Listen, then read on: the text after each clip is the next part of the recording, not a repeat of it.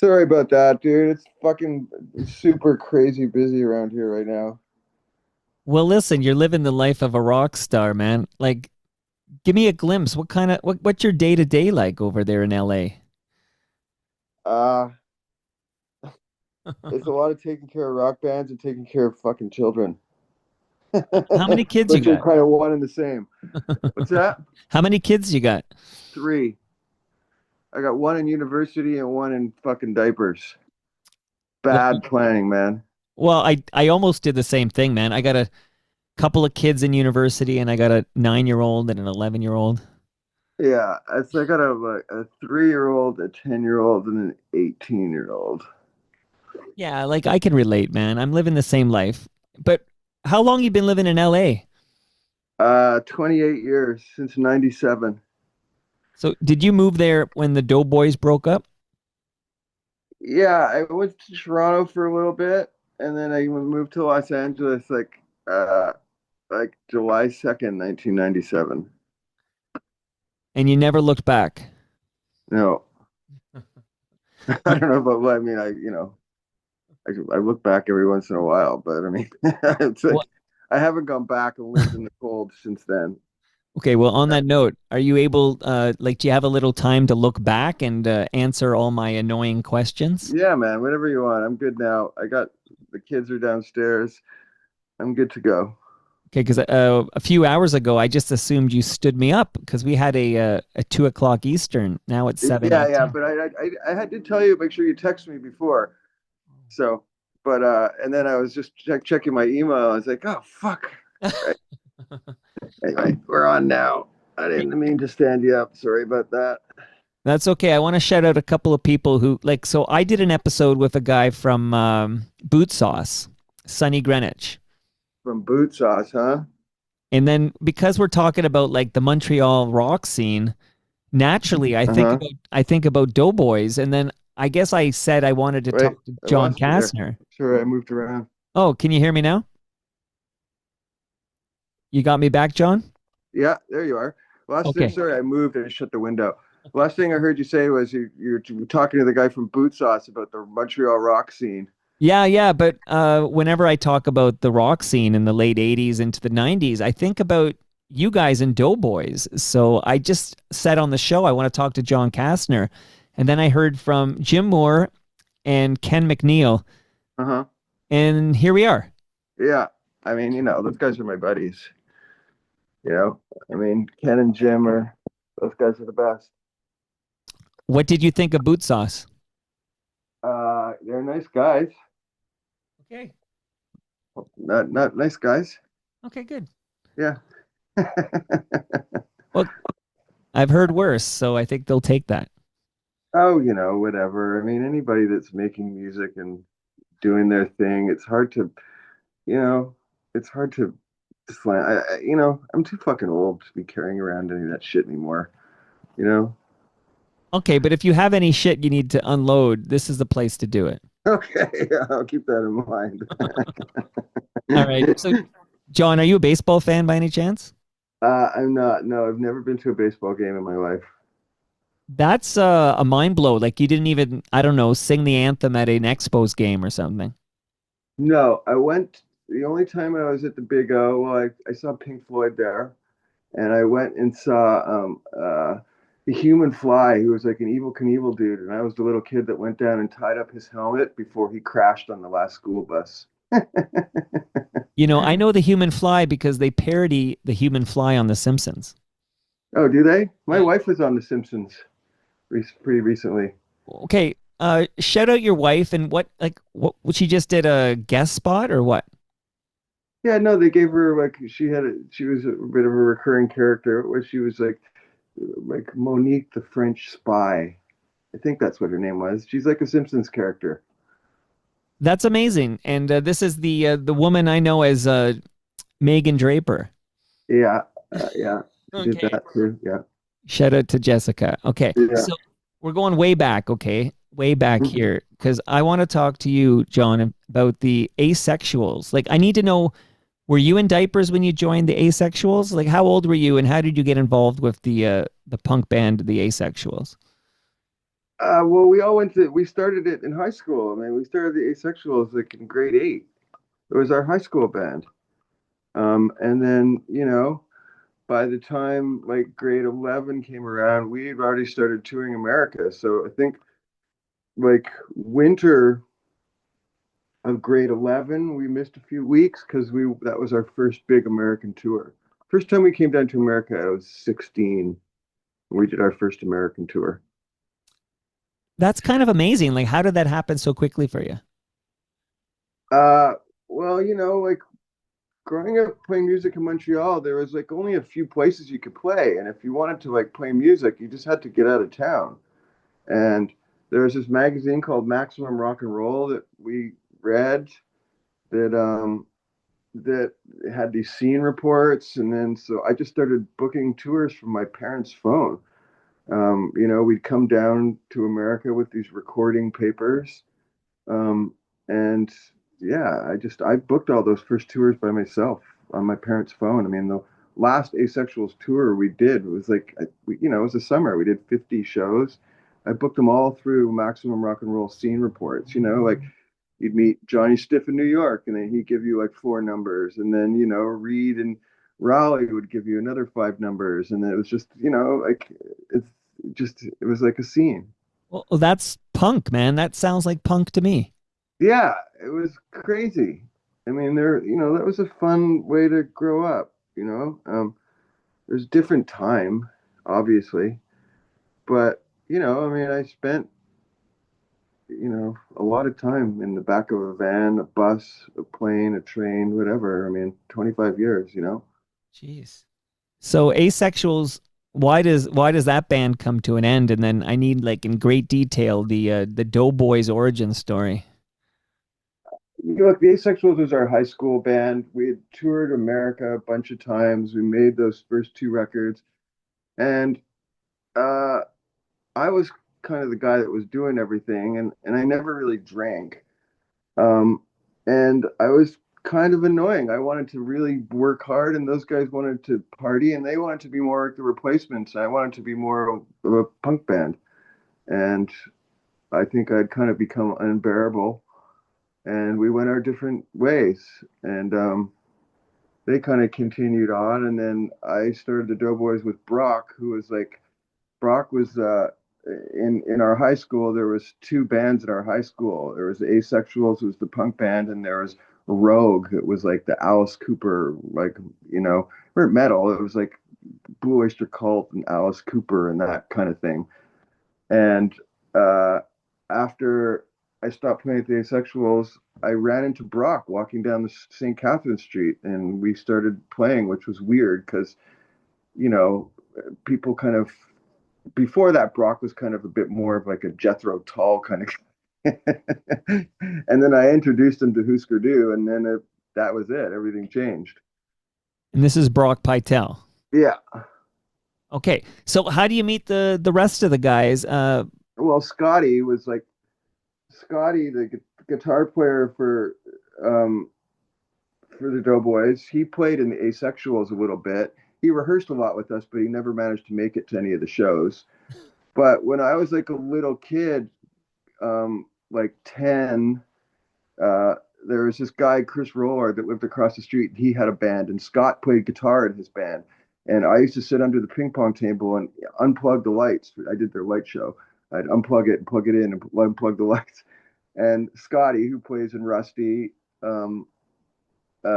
he was like, he's a 62er, I'm a 66er.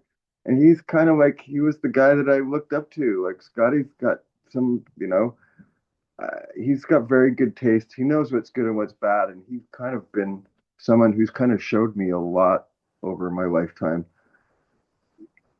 Scott's a special dude.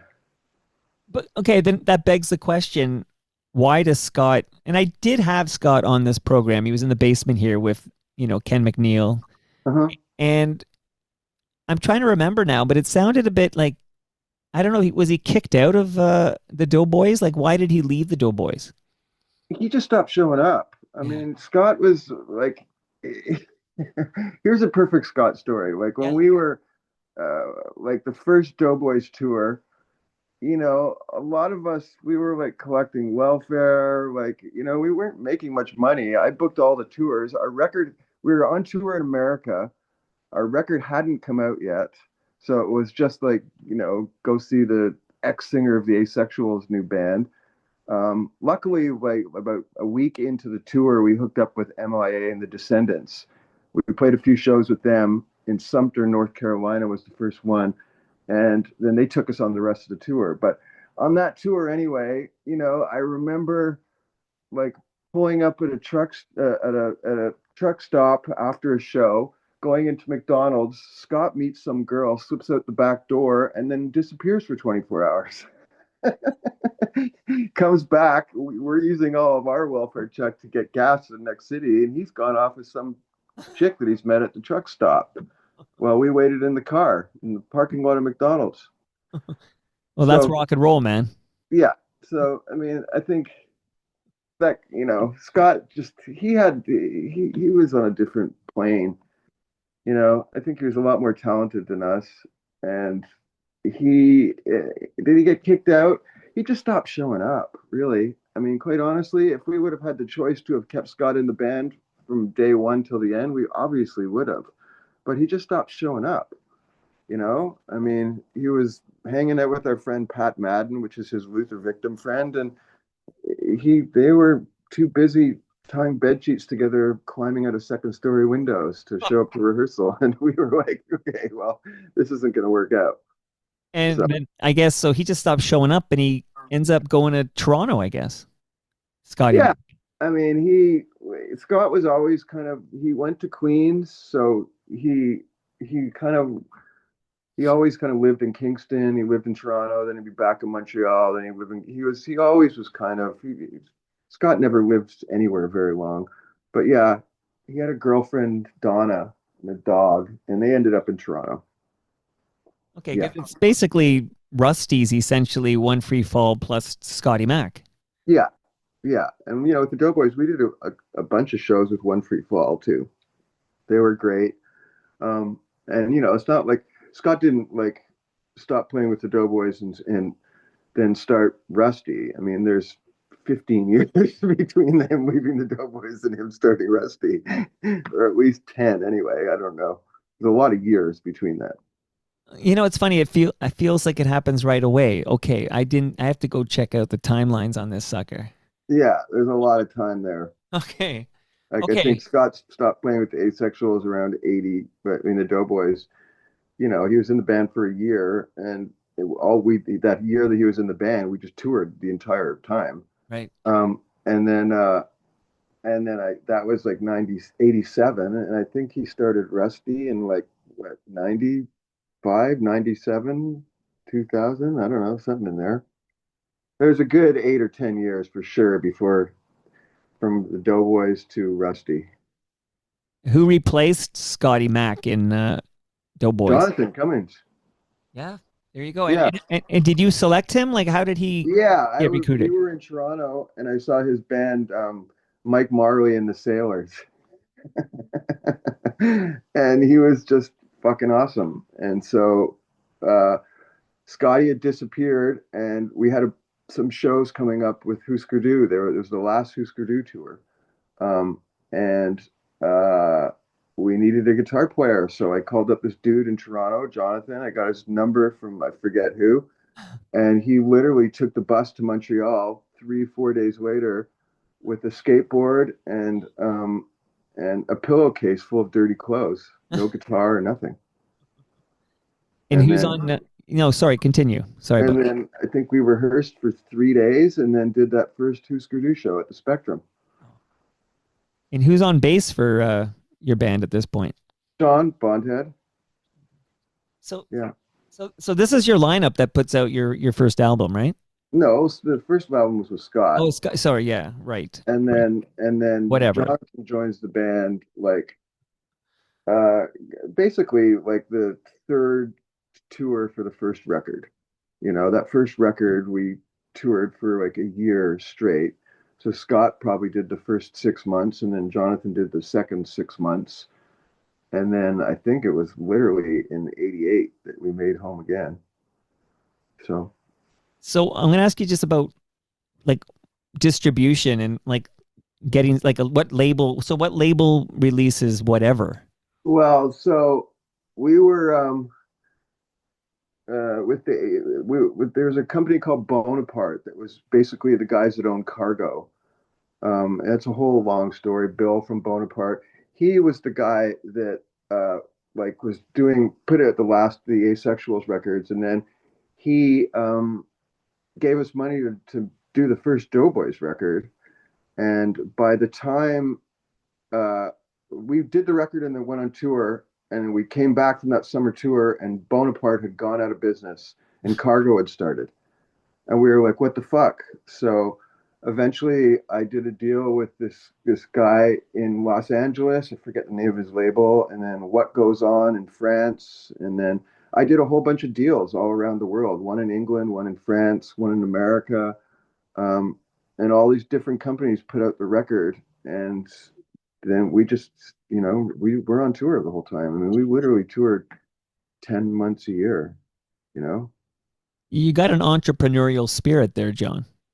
Yeah, there's something going on. Well, I mean, a lot, you have the hustle, you put in the work and Mhm. you make shit happen. Yeah. Yeah, they definitely make shit happen. I mean, so I own Coverside here, the big vinyl distribution company.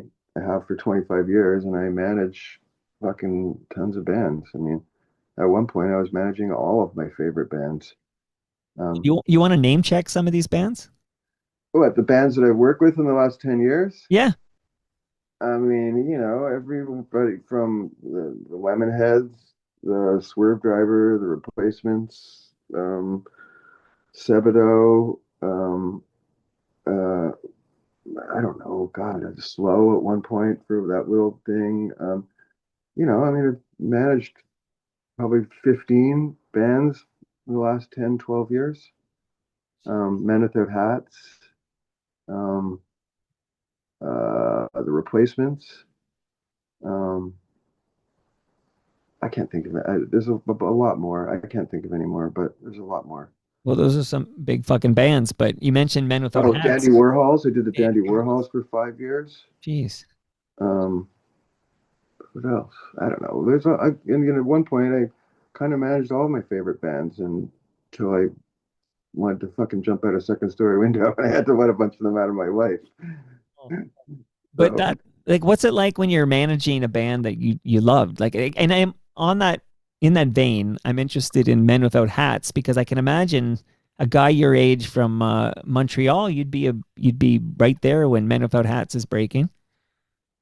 Man Without Hats is different because Ivan was like, one of my best friends for 40 years. I mean, Man Without Hats had massive, huge hits and huge success, but they never toured. They never did anything, right? They did two American tours and one Canadian tour.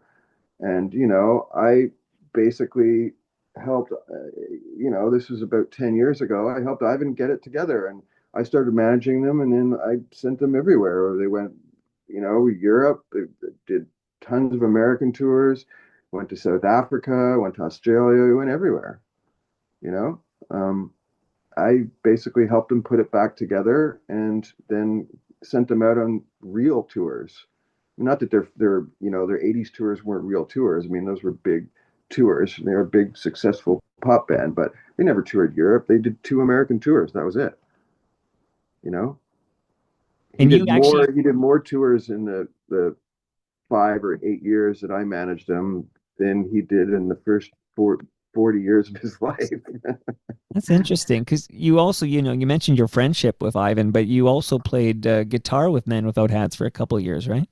Just one year, Early not even. 90s? I mean, I played and sang on one of the records that Universal record he did in 1990. I don't know what it was fucking called, but um, it was the Doughboys. We were super busy, and we had a few weeks off, so I went down to Upper State New York, and we recorded a record there. And then I literally split from. I remember I left there, went to Montreal, got on a plane, and flew to Finland and picked up the tour again. Jeez. And I played a few shows like at Fufun. We did like Nathan Phillips Square in Toronto, but I was too busy on tour. I sang and played guitar on the record, and then I was just on tour. So All yeah, right, back to whatever. I know when people hear me say that, they're like, whatever. But Nick, that's literally the name of this album. So, like, what yeah, was the reception like? it was great. I mean, that record really did a lot. Um, a lot of people really like that record. You know, um, that record was like a very heartfelt record. I was kind of heartbroken that I wasn't playing with my old buddies that I grew up with from high school, and I just kind of closed my eyes and wrote a bunch of songs with Brock, my high school nemesis, and Scotty, my guitar fucking hero. And it was a real band of misfits, but I think that this really special record, and it people loved it, like we went to Europe and all the Mega City 4 and Senseless Things, and there's a whole gang of people that loved that record over there. And then in America, it was, a Big Joe Car and the Descendants and MIA, and it was like we were part of all these scenes all over the world from that record, you know? Like the Doughboys, we didn't spend a lot of time in Canada. I mean, we'd spend 3 weeks touring Canada and then, 6 months touring America and 5 months touring Europe. And then we'd go back and tour Canada for 2 weeks. And then like we not only were not home, but we didn't tour Canada very much. But one of those Canadian tours, you were opening for the Red Hot Chili Peppers, right? No, we never opened for the Red Hot Chili Peppers. Okay, well, you're the authority because there's that myth is out there. Yeah, well, I don't know where So that this came this from. absolutely did not happen. No. Okay, note for Rosie Gray TO, we have some editing to do because that's definitely out there that you guys opened for Red Hot Chili Peppers. No, I don't remember that. I mean, I have to say though, like there's some dude from like Spain or something that started a new Doughboys website or page or something, and I keep seeing all of these uh, posters of shows. And I emailed Paul Newman 2 nights ago because I saw this poster of like it was us playing two shows at the Fufun in Montreal. One was 7 Seconds opening up, and the other one with the Lunatics opening up. And I'm like, I don't remember that ever happening. You know, I had to email Paul. I was like, did this really happen? I don't remember these happening. But this kid that's got this new thing, he's digging up all these old flyers, and like, I feel like I got a pretty good memory, and I see all these posters from all these shows all over the world, and I'm like, I don't remember any of that shit. I just saw one the other day with like the Goo Goo Dolls and somebody else opening for us. I mean, yeah, we played a lot with the Goo Goo Dolls, but the show in particular, I'm like, I don't remember this show happening. What the fuck? When did that happen? I guess I was there. Wait, and you weren't even drinking heavily. No, I smoked a lot of weed, but I've never been. I could never. I'm not a good drinker. Like I could never do it very well. Well, So I know you're in LA, but I should tell the listenership here in the GTA that if you want 1 hour discreet cannabis delivery and you want to track your order, go to shopkindling.ca. oh wow, is this like some kind of sponsor that you're like Yeah, dropping a little bit of you got it. dropping a little bit of sponsorship shit in here? Just slipping that in there, man. You Slipping can that in there, huh? order it 24/7 and then between I think 9 a.m. and 11 p.m. It'll be at your door in under an hour. Yeah, you hear that, weed guys? Now give fucking Toronto Mike some money, God damn it! You hear that? Come on, go. Shopkindling.ca. Shout out to cannabis. So okay, so I am curious because you talk about writing with Brock and Brock sounds like is a big deal in your life for that first album, but he up and moves to India, right? Uh, I don't know if Brock ever moved to India, but Brock had a like we went to high school together. Brock had a pretty tough go when we were in high school. Um, I don't think it's my place to really talk about his personal shit, but his parents weren't around. He lived in a house that didn't have power. He had to put up a facade, or else he'd end up in a home. Like Brock had a rough go. Um, and the first year of the Doughboys was great, and Brock, introduced Brock to a whole different genre of like he went from Jethro Tull to Bob Mould, you know? I mean, it was like it was and did a fucking phenomenal job at it.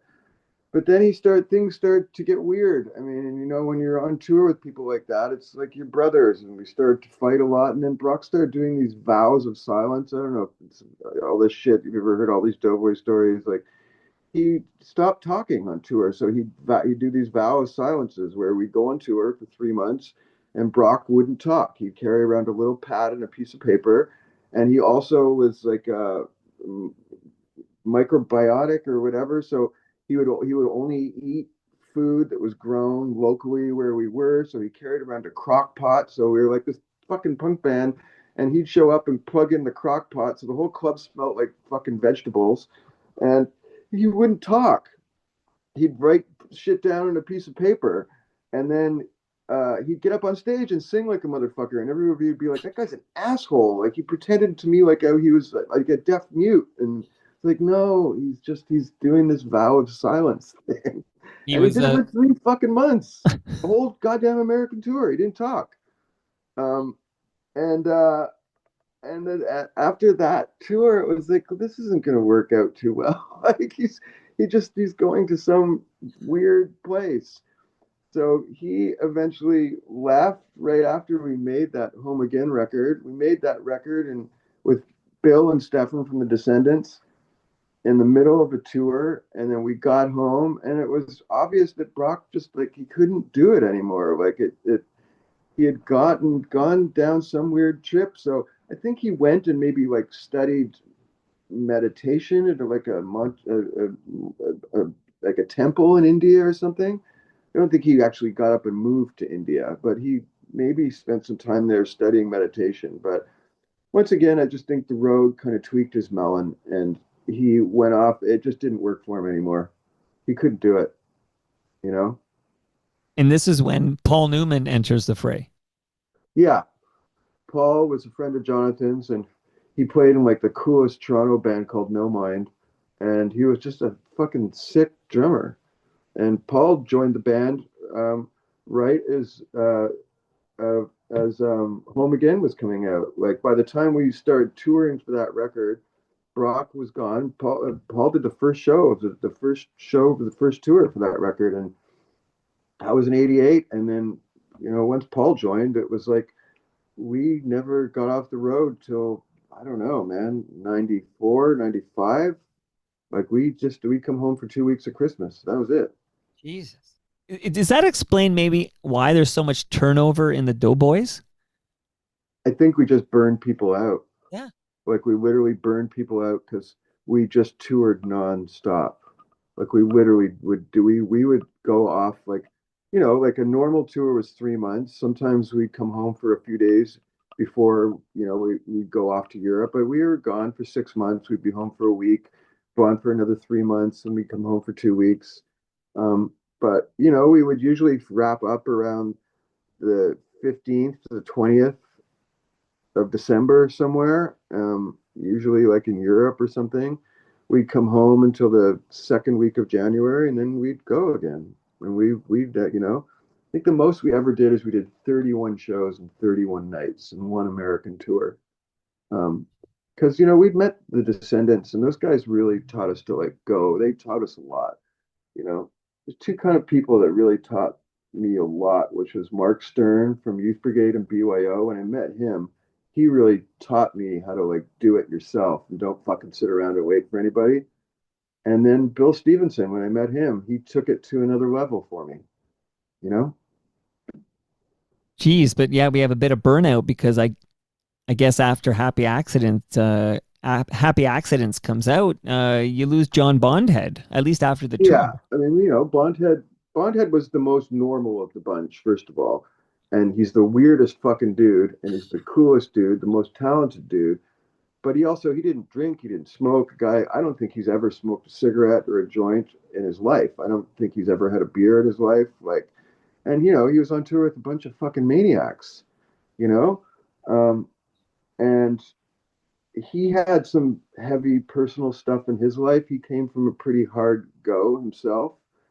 And after like literally 2 or 3 years of just being on the road solidly, he met this girl in like Tacoma, Washington, and they got married. It was like we'd come home for 2 weeks. None of us even knew that he was talking to this girl. And while we were on tour, his dad passed away. He didn't tell any of us. And he had been talking to this girl nonstop. We came home for 10 days. He flew to Tacoma and came back married. We were like, what? What the fuck? I heard from somebody, a friend of his that, oh, yeah, his dad passed away while you guys were on tour. He never told any of us, Who you know? replaces Bondhead? Uh, we did so we got, for a while, first we did a bunch of, no, right away we got, what's his name from Pig Farm, John Delorier from Pig Farm. And he joined the band, and he was a very unhealthy guy. He was very skinny. He was ending up in the hospital all the time, man. Like every few months that we'd have to miss a few shows because he was in the hospital. Um, Drank a lot. He was like he had an eating disorder and was just very, very unhealthy. And he joined the band. He was in the band for a year, and we toured for a year. Like I don't think the whole year he was in the band. I don't think we came home for more than a week, and he was just too unhealthy. And I think, if I'm not mistaken, I think maybe we did that When Up Turns to Down EP with him. I think he might be on that. I'm not sure. I think we did that EP with him. Um, and we were signed to Enigma Restless in Los Angeles, and we signed to them because they had all of our favorite bands. They had Social Distortion and like everybody, all the cool bands were on Enigma Restless. So we signed to them. When we signed to them, I was 17 or whatever. But they took our publishing, they gave us no money, and they licensed our record around the world. And we hear about how well our record was selling. We were starting to draw tons of people in Europe, but like we weren't seeing anything from it. So we started getting all these label guys come to our show. It was Dave Porter from A&M Records. He came out, and we said, well, we'd love to be on A&M, but we're not going to sign a Canadian deal. So they hustled the guys in America, and we signed an American and a Canadian deal at the same time. But we are still signed to a Restless Enigma. So A&M gave us money under the table, and we went and bought our way out of the Restless Enigma deal. Oh, Yeah. wow. So in the end, we ended up paying fucking Restless Enigma, I think, $15,000 to get out of that deal. Wow. Fucking ridiculous. Well, you picked a ridiculous industry, man. I know it's your art and you got the hustle, but the stories I'm hearing, it sounds like this game is rigged.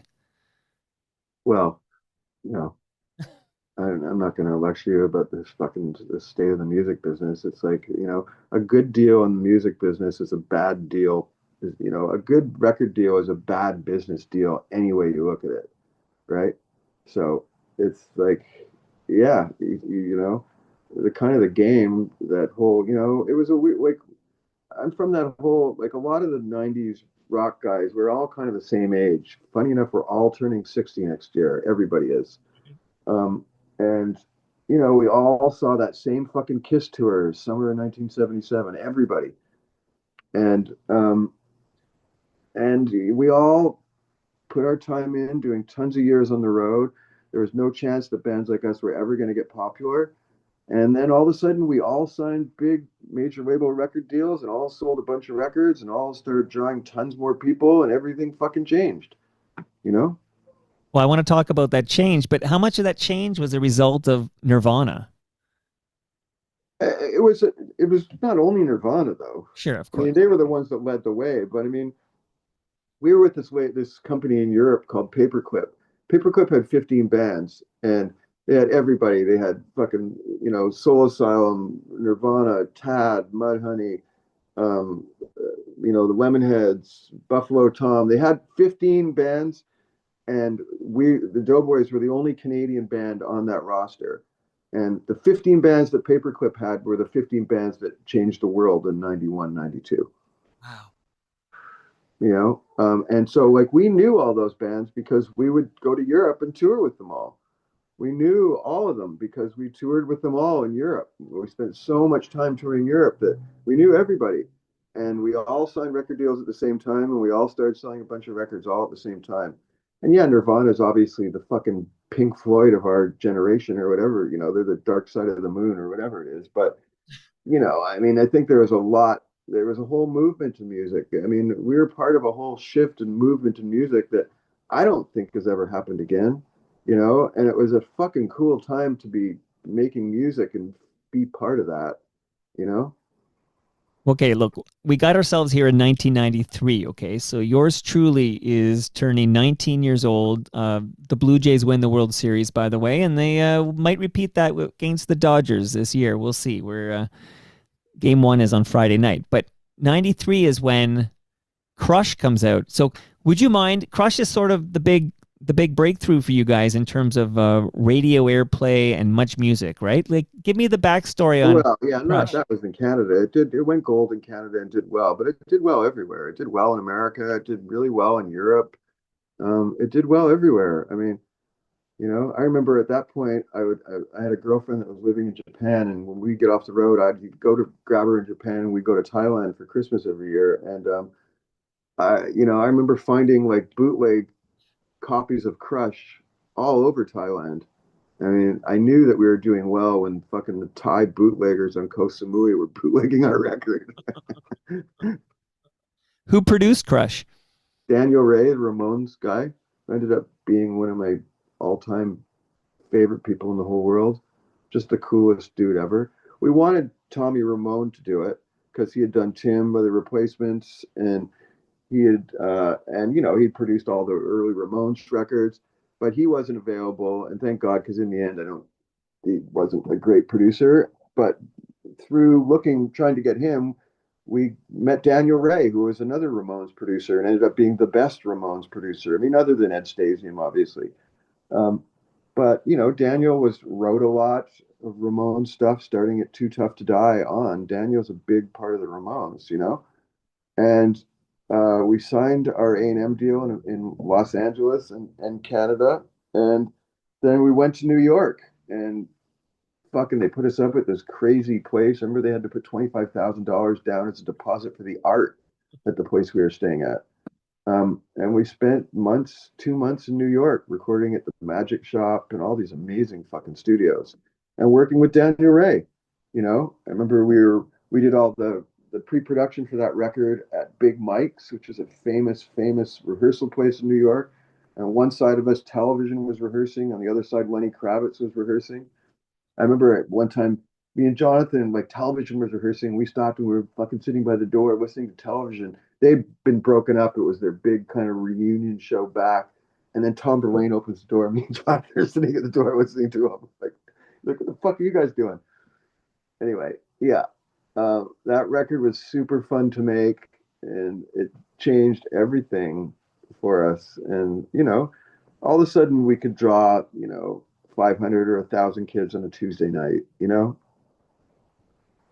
Yeah, So I should bring in a question that came in from Hamilton Mike. I know Hamilton Mike is listening. He's looking forward to this. Hamilton Mike wrote me when he heard you were coming on. He said, I played the shit out of their last two CDs, Crush and Turn Me On. And he wanted me to ask you what it was like working with Ramones producer Daniel Ray, but it sounds like it was fucking great. Daniel's the best, man. He did Crush, which was, he just changed everything. We worked with some producers, but Daniel was like, he was a fucking everything that we loved in music and in life, he was part of. He lived in the Lower East Side and he brought us to New York, and we hung out with the Ramones and fucking recorded in all the best studios, not just the best, but the coolest studios, and he just taught us a lot about making records, and it was just an amazing experience. And then he did half of Turn Me On, and then he produced the first All Systems Go record too. I saw I saw you in All Systems Go at Molson Park in Barrie before a Pearl Jam show. Mm-hmm. 98. Playing, or were we just walking around? No, you were playing. Like, I think on that stage, I believe Cracker was on that stage for sure. But Maybe.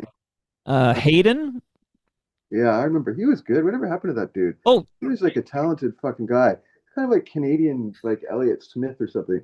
Guy was like a good looking, super happening guy. It's like, what happened to that guy? He's become a good bud. He's a soccer dad. Our kids play on the same team, and he's still doing his thing. He does a benefit. His daughter's special needs, and they do this really cool benefit at Massey Hall every year. And Wow. Hayden's still doing his thing. He gave He me was a this he was a hat. talented dude, that guy. Does he still play music? Does he still do it? Absolutely. Still, you can still catch him. He was at Lee's Oh, Palace wow. fairly recently. Yeah, Hayden's amazing. Things are as bad as they seem. He gave me this a couple years back when he. Yeah. He was like, you know, uh, I hate to say it, but there wasn't, uh, we didn't love a lot of stuff that came from Canada at the time that we were doing it. Um, we didn't love a lot of it. I mean, Sloan were obviously fucking awesome, and Hayden though that guy was like way a step above everything else in Canada. You know? I agree, man. But what did you think of a band like? And I don't even know how often you'd cross their paths, but Lowest of the Low. Yeah, not my thing. Not your cup of tea. No, it's too Toronto Queen Street art scene for me, and the 80s Toronto Queen Street art thing left a bad taste in my mouth. I mean, I love Groovy Religion, and William's one of my best friends.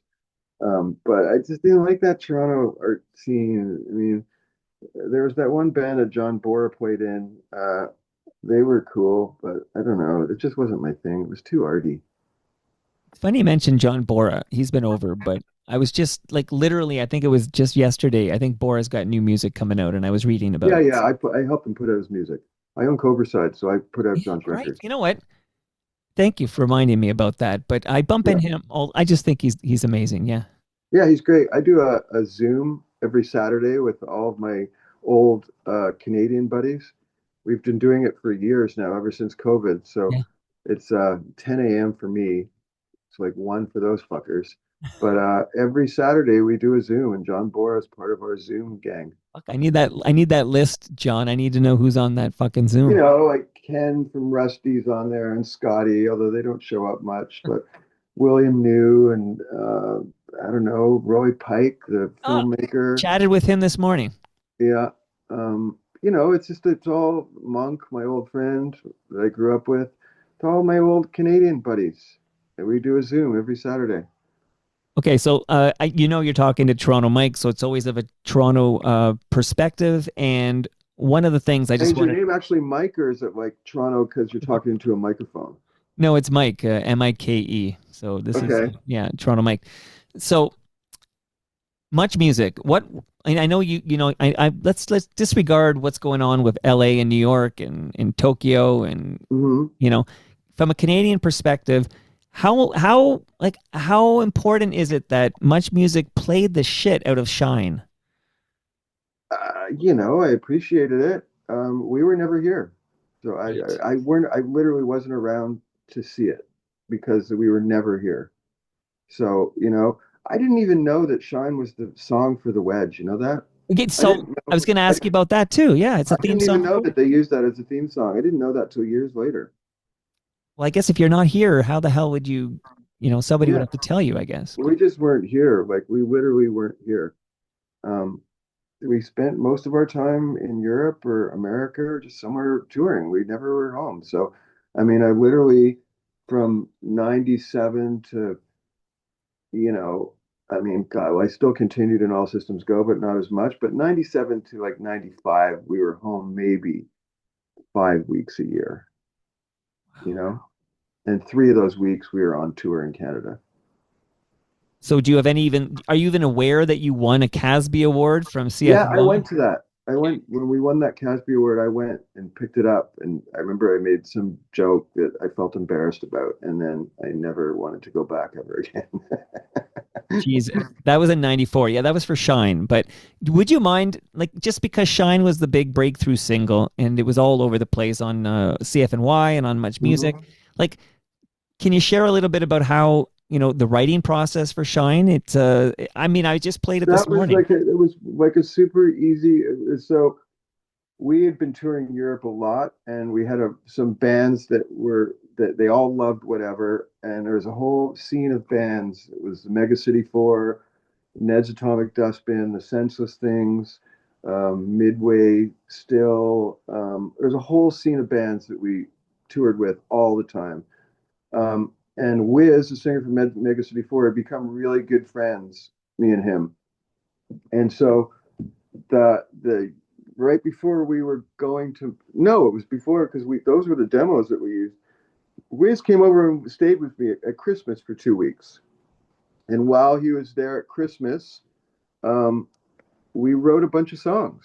We wrote Shine, we wrote Fix Me, and those songs, like me and Wiz, we really were close, and it was really easy to write songs together, and we just wrote a whole bunch of songs, you know, we wrote Shine in fucking 45 minutes, like it was just really easy and fun.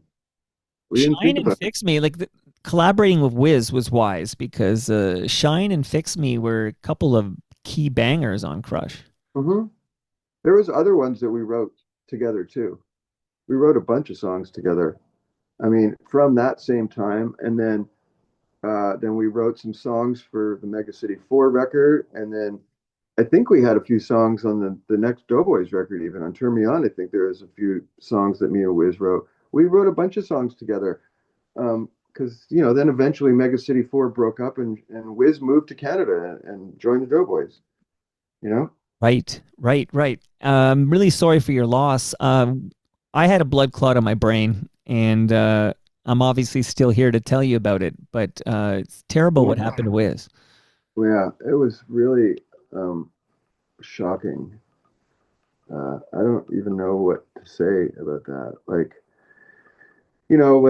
we had stopped playing. He moved back. He was like working in a factory, and I don't think he didn't know he was sick. He just I like, know it's he just, sudden, right? yeah, he just fell over and died, and I mean, it's great that you made it through that. I mean, it's so, I don't know, health stuff just scares me, it makes me sad and upset, and it just scares me. So I'm happy that you were able to make it through that.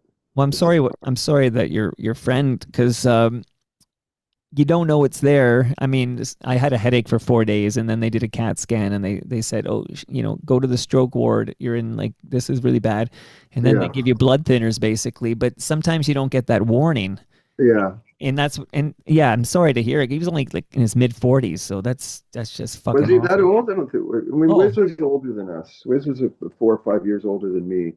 So I didn't even know he was in his 40s. Maybe I don't know how old he was when he died.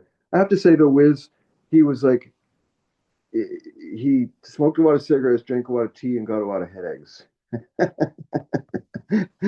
So, um, yeah, well, I'm sorry, man. So by the way, Fix Me Too, another banger. But Neighborhood Villain, just shout out to my buddy Stu Stone. He was in a movie called The Boys, something The Boys. Oh, God, I yeah, can't I remember. remember that. I remember that was that.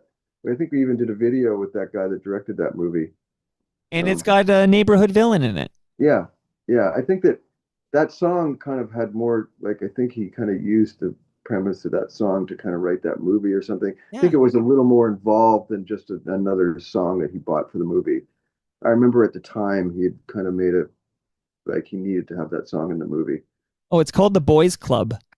Yeah, I remember. I remember when he used it. I met up with them, and yeah, you Okay. know, Well, listen, I need to know why it comes to an end for Doughboys because it seems like with Crush and Turn Me On that things are coming together for Doughboys.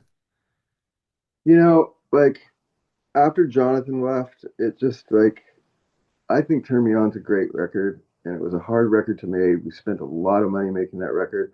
There's a whole other record that we spent $15,000 a song recording that still never come out. There's there's 50 songs of the Doughboys that have never come out that I've been trying to put together this whole Crush box set to put out on vinyl and add a lot of those songs to it. But that's a whole other fucking thing. I did this deal with Universal. We worked everything out, and then the guy ghosted me. We worked out the deal. It was all set, ready to go. So I'm trying to go through somebody else to make it happen again. But I want to put all those songs or a lot of those songs that have never come out. on it. I want to get a lot of the Andrew McNaughton photo shoots, and there's some like we did some like $25,000 photo shoots that we never used one single photo from it. We did a super expensive photo shoot with Chris Buck in New York City, never used one photo. You know, there's so much stuff there.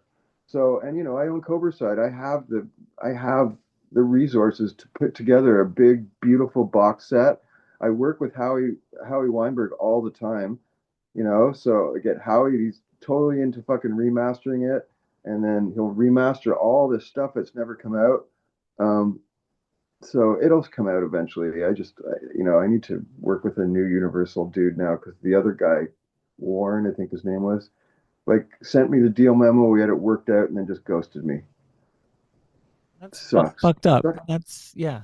Yeah, Well, hopefully we get that figured out because yeah, I yeah. think We that'd be will. cool. We will. I mean, I wanted it to come out on the 30th anniversary. That was the plan, which was 2 years ago or whatever, year and a half. And I had it all worked out, ready to go, and then he just stopped taking my calls. Jeez. So Man, and all these you talk about these $25,000 photo shoots and you didn't use the photos. Like the band's paying for this shit, right? yeah, but we were fucking kids. There's so much money in the music business at that point. Our publishing deals were hundreds of thousands of dollars. Like it was money. Everybody had money. We were making money. We were spending money. It was like that Turn Me On record. We spent $500,000 making that last record. Jesus. You know, like there was money, man. It was like there was a new format CD, and everything had to be repressed in this new format. It was super cheap to make, and everybody was rebuying every record. So there was a shit ton of money in the music business. You know.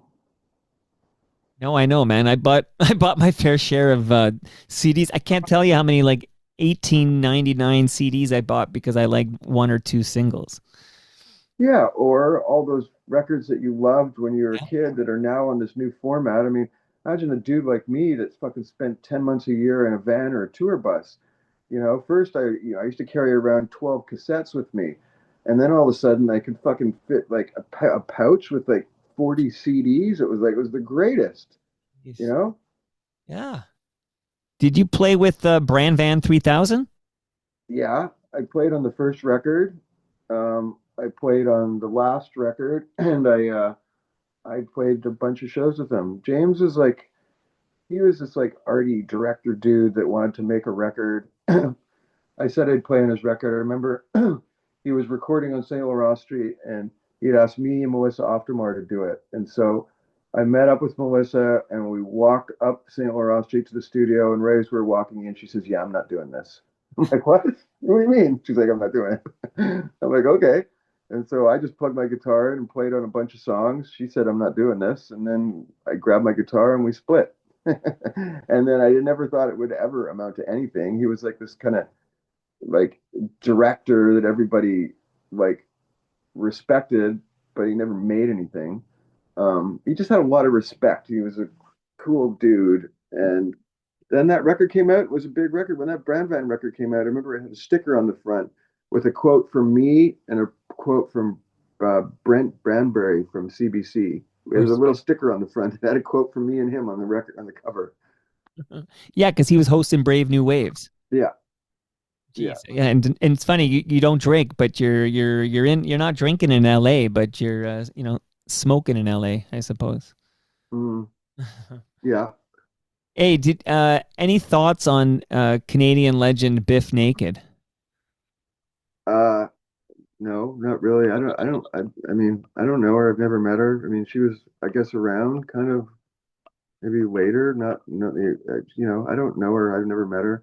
No, She's just just, curious because she has a documentary that I'm going to see the Toronto premiere of in a couple of weeks. I was just curious if you guys cross paths. no, never. I remember in the 80s and stuff, she was, there was a lot of, I don't know, she was pregnant and partying or whatever. There was, oh shit.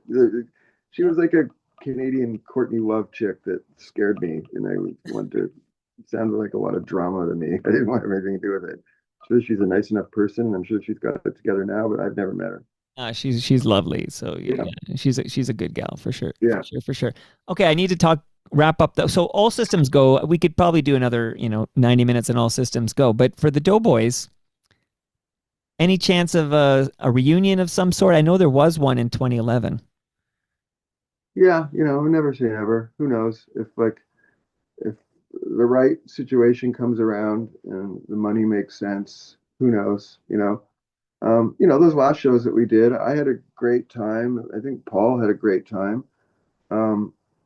Jonathan, who knows? I mean, we were a good band at some points. I thought when we did those Foo Fighter shows, we did pretty good. Um, and it was super fun. You think about like, shit, man, it's been a long time. Can I do this? And then you kind of start doing it, and you're like, oh fuck, I can do this. Yeah, this is like easy. Like I remember this.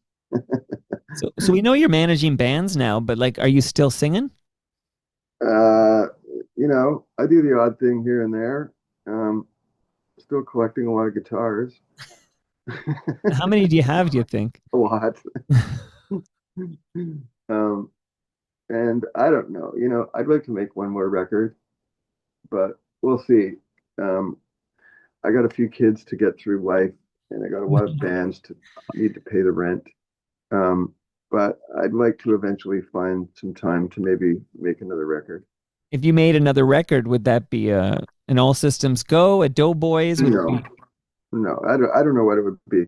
Quite frankly, my favorite record I've ever made was my solo record, the last record I made. That was my favorite record I've ever made. why? It's the best record I've ever made. You know, Is that um, because you could be autonomous?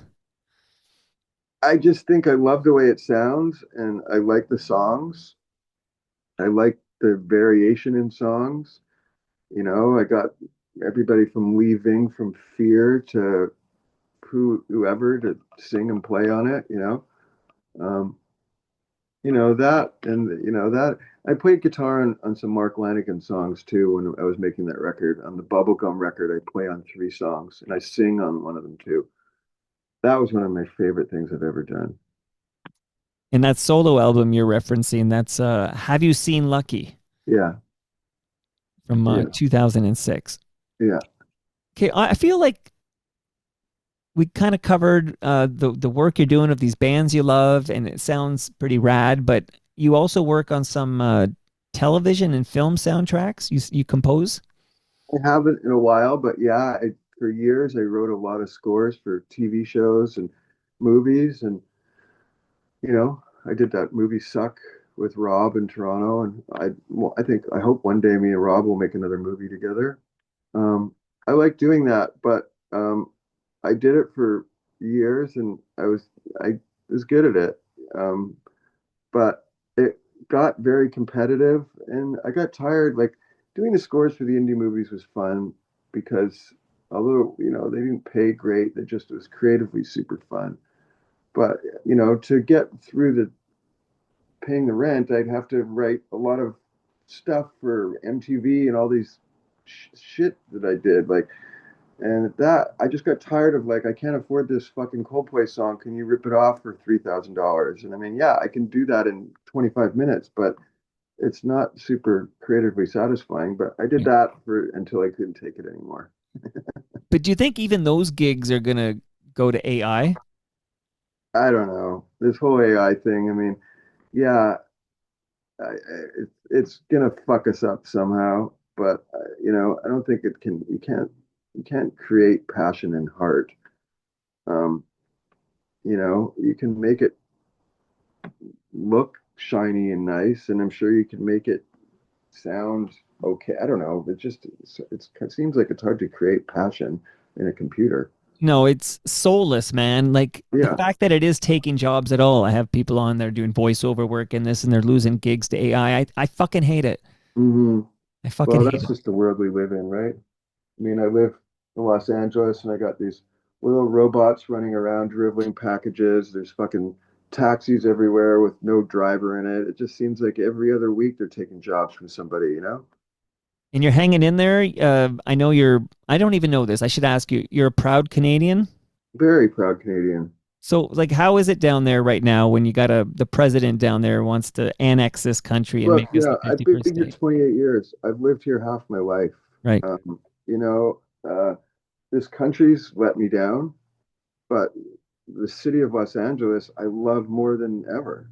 It's just a fucking amazing city. And I mean, I'm a Los Angelino. I've been here 28 years, man. I love this city. Like, I can't tell you what a great city this is, you know?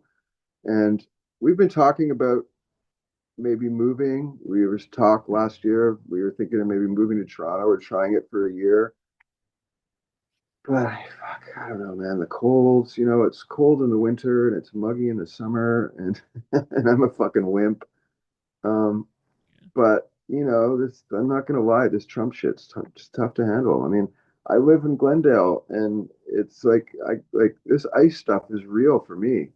Like they busted all the guys at my car wash, all the people at my Home Depot. They drive through the neighborhoods just grabbing gardeners off the front lawn because they look Mexican. It's sickening. It's fucking So gross. it's just fucking terrible. But Los Angeles is fighting it, and the city's strong, man. I mean, we had those fires last year. I mean, those fires they came 2 miles from me. Like we had all our bags packed. We were next to evacuate. It was tough.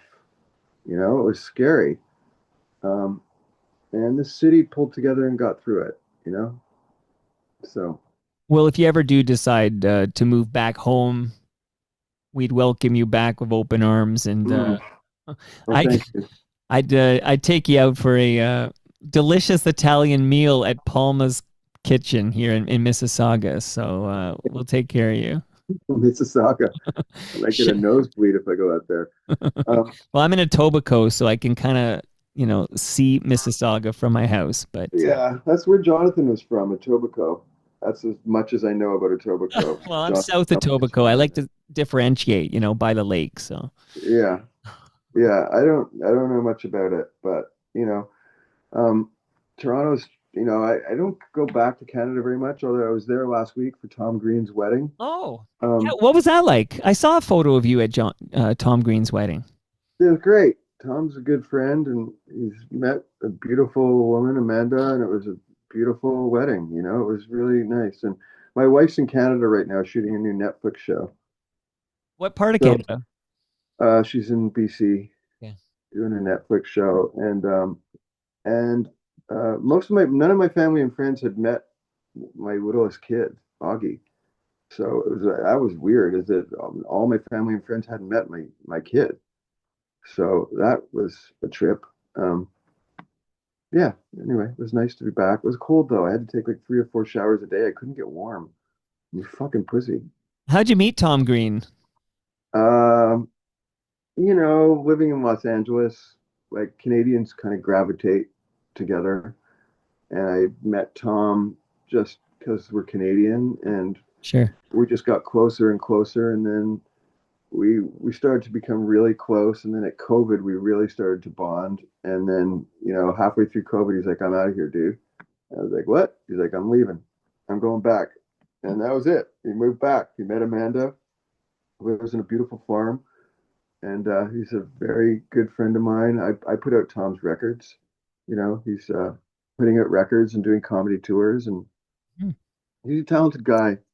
The guy's got a lot of heart, a lot of soul, and he's just he's a good dude. That guy. Well, I used to watch the Tom Green show on Cable 10 Yeah, back me in the too. day. I mean, it was my favorite Canadian. I mean, Kids in the Hall and the Tom Green Show are some of the best things that have ever come out of Canada. And when I was in Canada last week, Dave Foley actually took care of my house and my dog while I was there.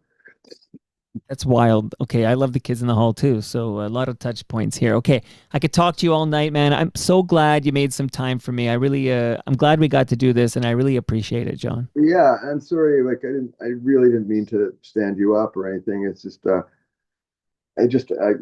I say, my wife is away right now, so I'm solo dad, and Yeah. between trying to take care of the bands and these kids, my life is fucking tough right now. So let me leave you with this. You owe me nothing, okay? But I'm going to pretend you owe me something, okay? Okay, What if you put in a word with Tom Green to come on Toronto Mic'd? Tom would come and do your show, no problem. Okay, I'll so fucking can I leave that with you, John? This is like a homework for you, I suppose. Tom will do it, no problem. Tom is the best, and I'll text Tom now and tell him I did Okay. this podcast in Canada. He'll do it. Tom's the greatest. He's got a big Canadian tour coming up. Yeah. There's no Well, better time for him to do your podcast than now to support his tour coming up. So I'll help make that happen. thanks, bud. Okay, I'm glad we did this, and enjoy the rest of your night. And Yeah, you too, man. And anytime you want to talk, you got my number now. So anytime, just text me. all right, John, thanks so much. All right, take care. Bye. Bye.